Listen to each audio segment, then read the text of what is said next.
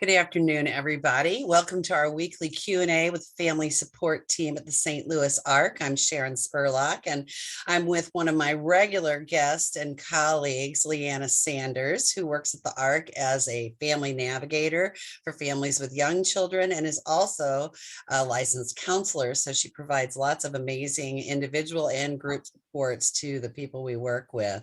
And Leanna's here today because we're going to talk about mental health. Without further ado, I want to make sure I give Leanna time to talk about this really important subject. How are you doing today, Leanna? Hi, I'm good. How are you? Wonderful. So I'm going to ask you a little bit different question. I usually ask you about your history of joining us at the ARC, but I'm really curious to know about kind of how you came to prioritize mental health for people with disabilities as part of your professional practice. Yeah, so that started with my undergraduate program. I was getting my bachelor's in social work and I did my practicum at a juvenile delinquency facility that was a residential place. And I noticed a lot of the girls there had developmental delays and weren't necessarily getting the services that they needed because there's also a lot of trauma that goes along with delays as well. And one girl in particular, I realized like really in her therapy sessions was really needing a different way to communicate and understand all the ins and outs of her trauma, and also just different ways to communicate. So I realized that was kind of a big area that was necessary. And then with my other jobs in previous years, I realized how much trauma there was for people who were in the disability world and having all kinds of caregivers, all kinds of providers. There's a lot of trauma that goes along with that, and the inability to communicate with that or the lack of people wanting to understand it can add on to the trauma. All right. Well, I don't want to get too deep into a conversation about trauma and mental health without you being able to share some really quick resources with people, because if you are on this call and you are in a crisis, we've got some resources to start with. So why don't you share your screen, Yeah. and we'll just jump right in. Yeah. So if you're in a mental health crisis, please call 988 or 911. If you do have a primary therapist or psychiatrist that is able to help you in the middle of a crisis, you are more than able to call them as well. So everyone's affected by mental health. I really feel like that's a huge thing that we don't really physically see. So people tend to ignore it. COVID is a really wonderful, also traumatic example of that. So COVID, whenever we think back on it, it either seems really short, like it didn't happen, or seems like it's been very, very long. And that's because the way our brains are processing it explains this timing of how we can't really seem to understand it. If you remember, everyone panicked and bought a ton of toilet paper. But that was almost like our way of coping with problem solving. We couldn't use our fight or flight mode, which usually happens when we are threatened.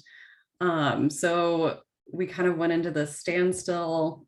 We were grieving. A lot of times when we think about that, we were grieving our old lives and we kind of sat in the standstill. So if we think about when someone passes in our lives, or if we transition to a new point in our life, we usually grieve, but then we also pause our lives a little bit, even if we don't realize that we're doing that. It's our brain's trying to process what's going on. So this might look a lot like changing our lifestyle, but also the inability to process what's happening. So this happens a lot when mental health is affecting us. If we have the tendency to be very anxious, that is our fight or flight being very heightened and not really being able to cope with what's going on. And also with depression, we tend to need to pause a lot and kind of want our world to stop because we can't quite cope with what's going on around us. So kind of going into that, I feel like going back to COVID, when we were stressed, our cortisol levels were heightened, and that affects our physical health. So mental health really can turn into something that if we don't take care of it and can go physically into the rest of our lives. So that's why we see a lot of people who live in poverty. That stress turns into higher cortisol levels and then turns into health crisis. So really that's something that we want to take care of. This also causes our bodies to be in a natural state of anxiety. So whenever we're at this natural state, our cups are already full with anxiety. So if one more thing gets added on, that's when it overflows and we can't handle anymore. So really trying to get to the basis, seeing a counselor whenever you do feel like you're starting to get a little more anxious and can't really handle anything.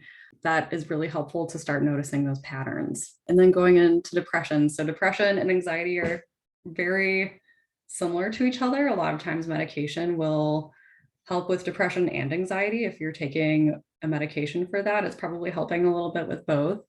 Depression isn't really sadness or anger. It can be a lack of feeling.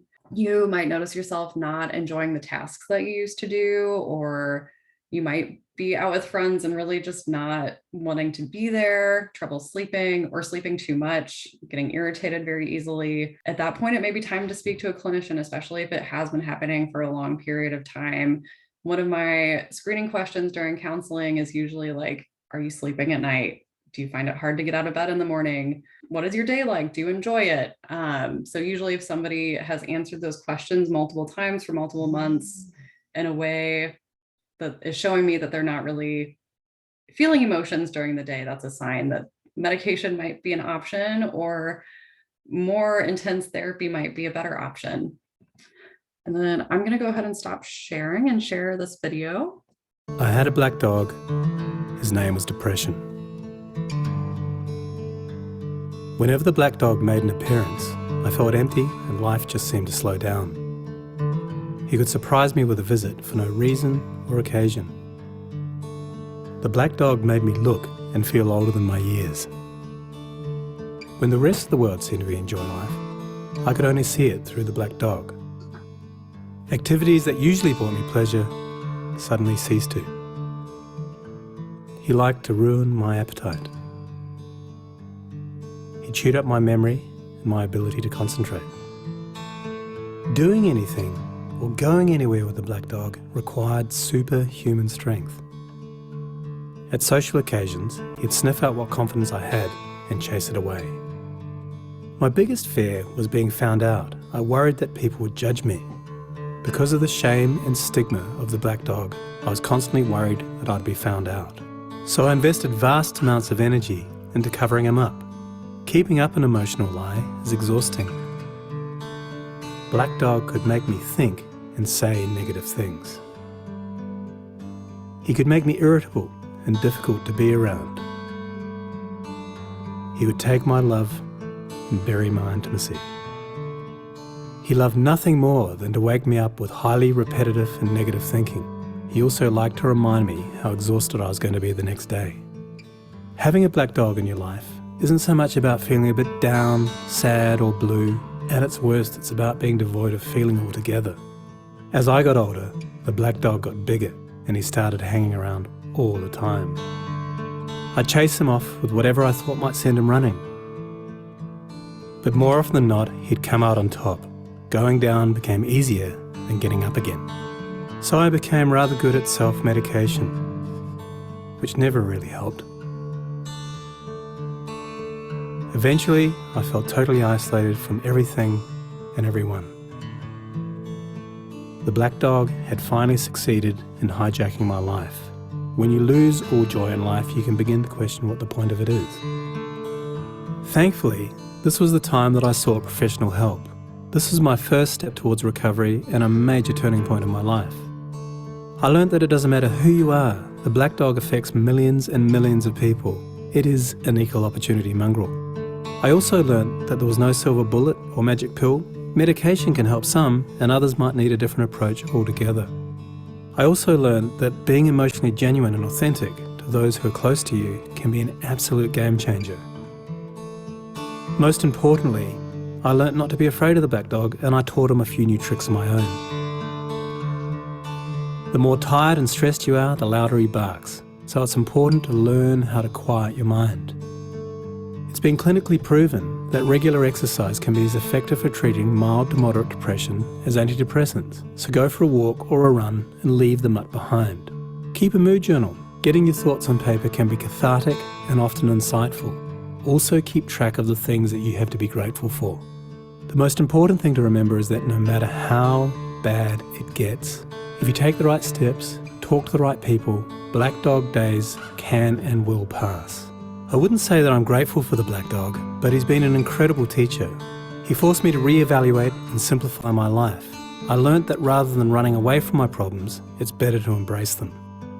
The black dog may always be part of my life, but he'll never be the beast that he was. We have an understanding. I've learned through knowledge, patience, discipline and humour, the worst black dog can be made to heal. If you're in difficulty, never be afraid to ask for help. So that was the black dog video. And I want to ask a question because I think one of the things that happens a lot for the people who receive our services is that people say because of some communication skill challenges, they aren't going to benefit from counseling. And using an analogy like the black dog might be a really difficult kind of a thing for somebody with autism, for example, to understand. So what are some of the strategies you use to support people with different kinds of communication styles and some gaps to really be able to benefit from counseling? Yeah, that's a great question. Especially with communication skills, I feel like you need to meet people where they're at. So a lot of my sessions might involve pictures. I have somebody that I work with who uses their phone to talk to me and will pull up pictures on their phone to communicate. So I think also being very literal, like, do you feel depressed? Do you feel angry?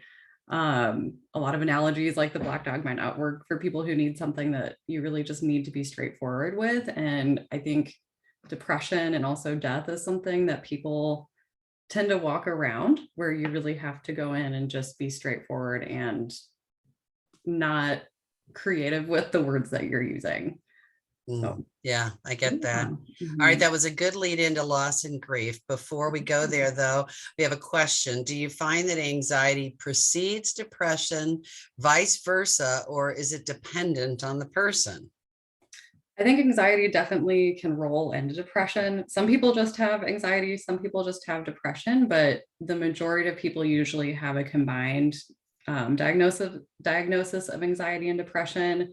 A lot of times when people get really, really stressed and really, really anxious, that turns into learned helplessness. And then that rolls into depression. So you kind of get into this mode of feeling really down on yourself. So good question. And I think that's also a good reason to take time for yourself. And as the video is saying, time outside is clinically proven to help.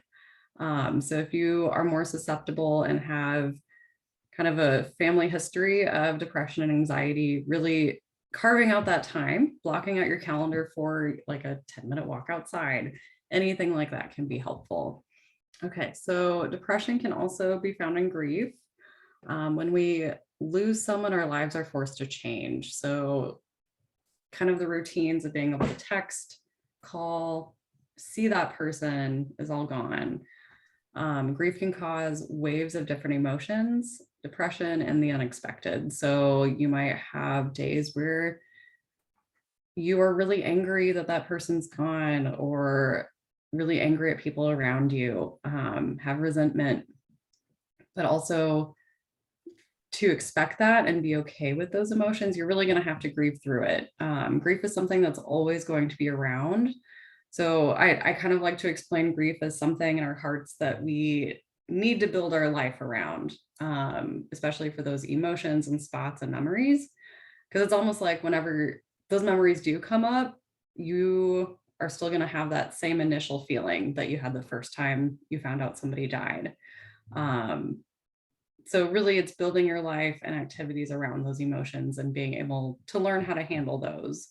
And it's okay to be sad. You're allowed to be sad. I think that's also something in the disability community where people are told it's okay. So really letting somebody grieve and being there for them is the best option. And then I have a video. People come into our lives and you never know for how long.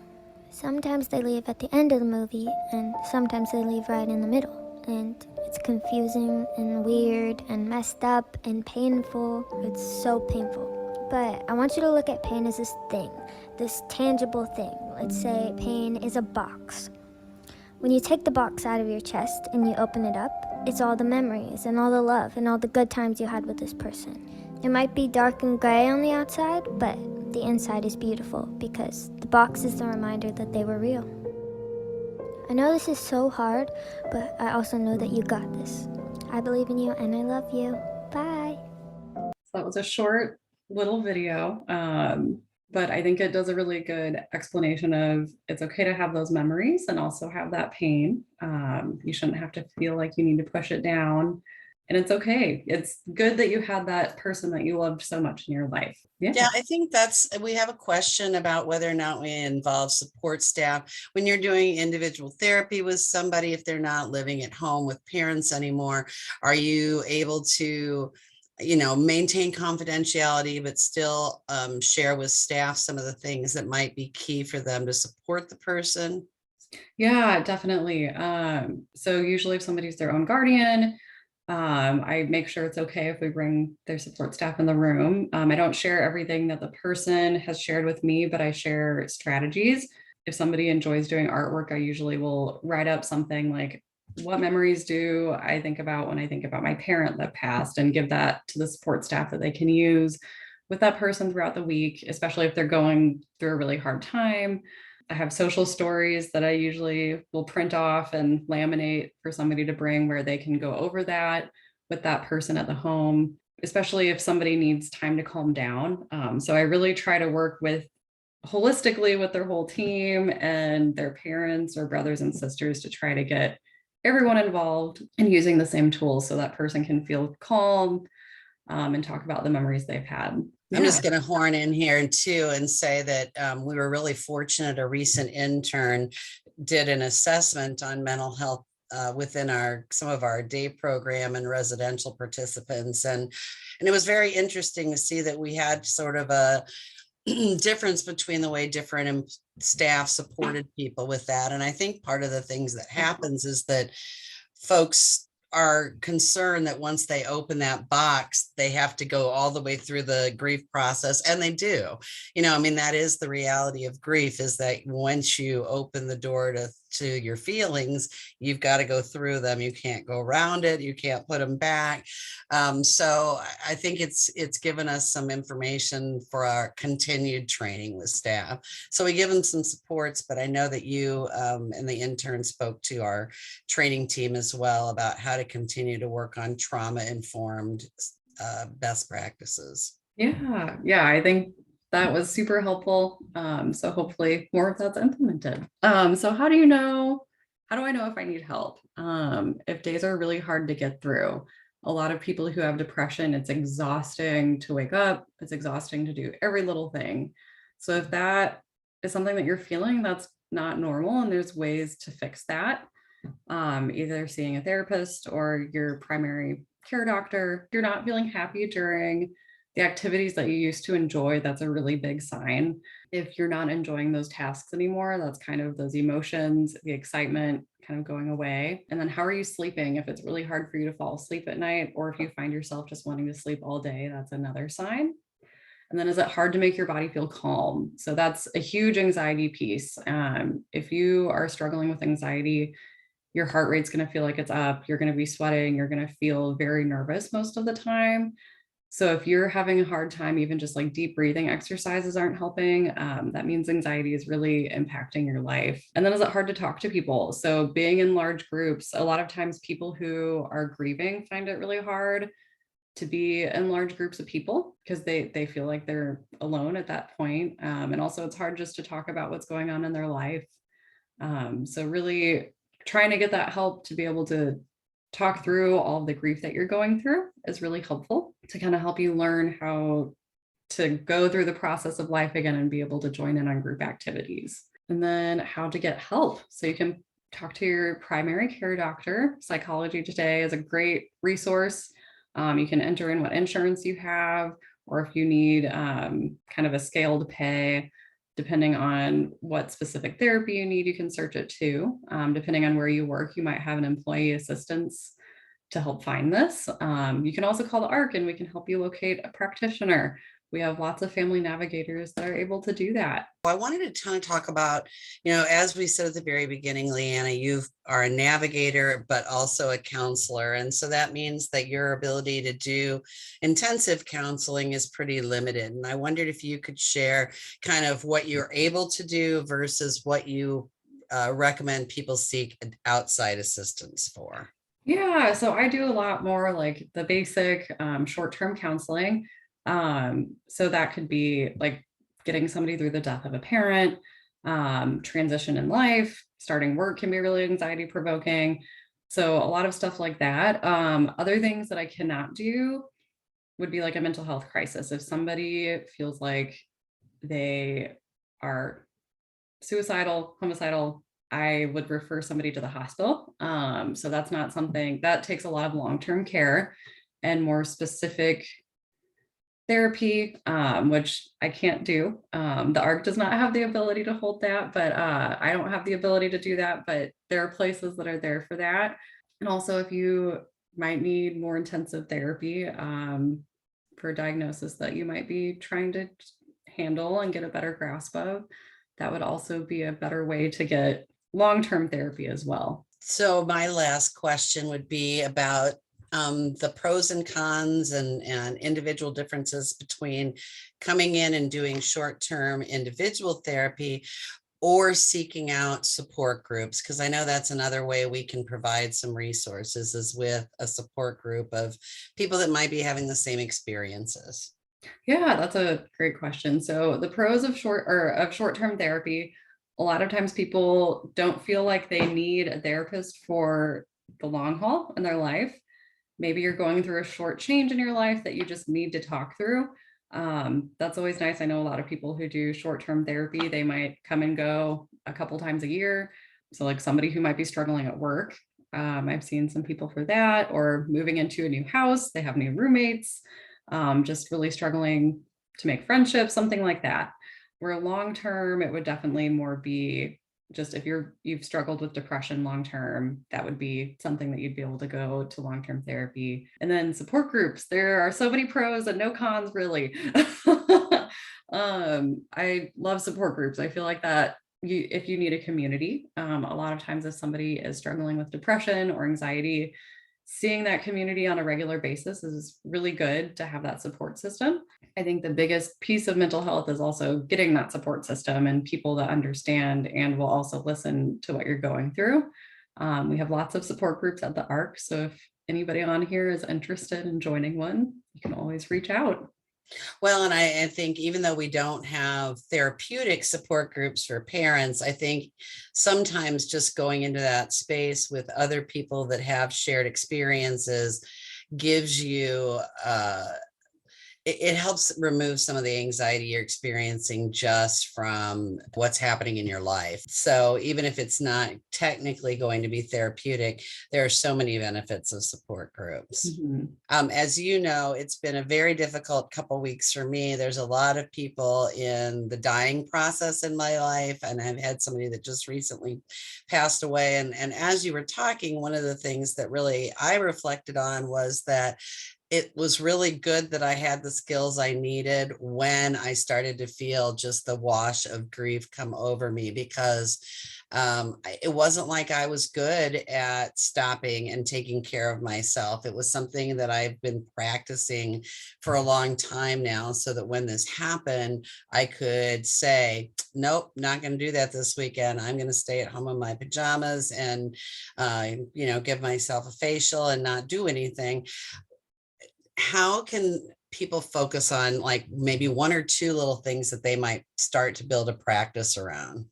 Yeah, I think that's a really good question. I feel like I've also mentioned this in another Q&A, but boundaries, having those boundaries for yourself and only you time, because that, if you have that every day, that's good practice to, if you do lose somebody, you know how to set those boundaries already. Like Sharon, you were saying, nope, I'm going to stay in my pajamas all day. I'm going to do a facial. That's what you needed at that time. So practicing those boundaries for what you need ahead of time is always really good. That'll also get you in a healthier mental space for later on when things are really hard to go through. Yeah. Boundaries are good. They don't have to be mean. Yeah, I mean, I think having the ability to be clear about what you need and set boundaries is good. It was also good for me to kind of know that what some of my preferred strategies were, like, I'm not really into the running per se and the walking, but I love to be outside. So it could just be like circling my yard to look and see where my plants are right now in the year has been really helpful. I've given myself extra dog time, which was sort of a blessing. I was able to spend more time with an animal. So, if you aren't sure about what you need during times of stress, trauma, potentially grief or depression, maybe spend a few minutes thinking about what's going to help you, and practice when you're feeling great so that when the time comes, you have got that ready to go. Oh, I love that. Having those tools in your pocket is always really good. Yeah, I think it is. And I don't think it's something that we naturally provide to ourselves, because there's a lot of societal expectations that you're going to show up and that you're going to put a smile on your face and that you're going to do what you need to do. And I really like that in the Black Dog video where it said, you can't pretend, because that's adds extra stress. So there's got to be other strategies around that. Don't be afraid to reach out. That's the hardest thing. People can take years to reach out to getting mental health help. Hopefully society is getting a little bit better about that, but it's always best to reach out, even though it may seem really hard, but better than holding it inside. And we have a lot of staff at the ARC who would love to help with that and help you find somebody who is right for you. So great advice, Leanna. Thanks. I always enjoy having you here. And I think it's important that we continue to talk about mental health. So your job today, everybody, is to go out and do one thing to take care of your mental health and practice that. So go do that. Bye, everybody.